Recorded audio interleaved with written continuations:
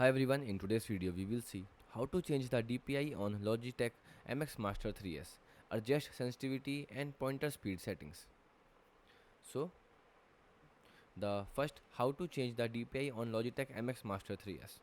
Step 1, download and install the Logi Option Plus software if it's not already installed on your Windows PC or Mac. Then open the Logi Option Plus and select your Logitech MX Master 3S from the list of connected devices.